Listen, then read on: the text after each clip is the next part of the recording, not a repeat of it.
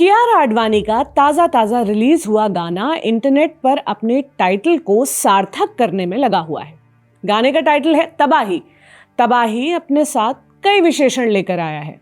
Steamy, raunchy, bold, वे शब्द जिनका अनुवाद एक औसत आदमी अश्लील, अमर्यादित और शर्मनाक के रूप में करता है।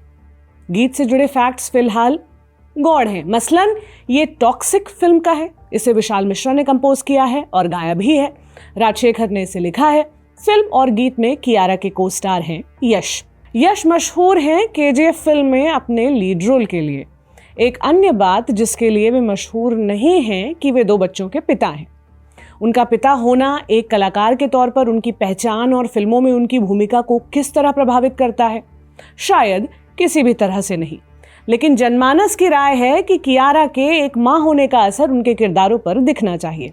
तभी तो सोशल मीडिया पर हाय तौबा है, या यूं कहें कि कियारा को मिल रही प्रतिक्रियाएं टॉक्सिक हैं। एक यूजर को यकीन नहीं हुआ कि कियारा शादीशुदा हैं। दूसरे ने सवाल किया कि उनके पति सिद्धार्थ ने उन्हें ऐसे किसिंग और मेकआउट सीन्स करने की इजाजत कैसे दी। एक ने कहा कि कल्पना करें सिद्धार्थ मल्होत्रा को कैसा लगेगा जब वे भरे थिएटर में लोगों को अपनी पत्नी को इस तरह देखते हुए देखेंगे। फिर एक क्लासिक टिप्पणी भी आई कि नैतिकता के ऊपर एक शादीशुदा औरत ने पैसों को चुना। फिर देश की सबसे आदर्श पत्नी कहलाने वाली अनुष्का शर्मा से भी उनकी तुलना हुई। अनुष्का लोगों के मुताबिक जिन्होंने शादी के बाद बच्चों के लालन पालन के लिए एक्टिंग ही छोड़ दी। हालांकि अनुष्का ने खुद कभी एक्टिंग से संन्यास लेने का ऐलान नहीं किया, ना ही कभी ये कहा कि शादी के बाद वे पुरुष एक्टर्स के साथ काम करने को अनैतिक मानती हैं। अगर उनसे कियारा आडवाणी पर राय मांगी जाए तो शायद वे कियारा के पक्ष में ही बात करें, कौन जाने। लेकिन एक महिला को उदाहरण बनाकर दूसरी को टारगेट करना भी तो औरतों को नीचा दिखाने और उनका कैरेक्टर असैसिनेशन करने का एक जरिया है। फिर भले ही उन दोनों महिलाओं का एक दूसरे से कोई लेना देना नहीं हो। वैसे तो महिलाएं, खासकर अभिनेत्रियां, किसी भी वजह से लोगों की ट्रोलिंग का शिकार हो सकती हैं। लेकिन इस बार कियारा आडवाणी के केस में मामला पुरुषवाद के सबसे बड़े ईंधन का है, मातृत्व। मां जन्म से अपनी तय भूमिका निभाने वाला ईश्वर का स्वरूप, जो अन्य खूबियों के साथ प्रायः अपने त्याग के लिए जाना जाता है। ऐसा नहीं है कि मेकआउट करती अभिनेत्री को देखना हमें अच्छा नहीं लगता, बस हम उसके बारे में राय अच्छी नहीं रख पाते। एक औरत की एक मां के तौर पर आइडेंटिटी इतनी बड़ी हो जाती है कि उसका पेशेवर अभिनेत्री होना बेमानी हो जाता है। इसलिए एक सेक्सुअल सीन में इंटीमेट हुए दोनों किरदारों में पुरुष तो एक्टर होता है, लेकिन महिला सिर्फ मां। ऐसा क्यों होता है? हम भारतीय अभिनेत्रियों के करियर को 2 काल्पनिक भागों में बांट लेते हैं।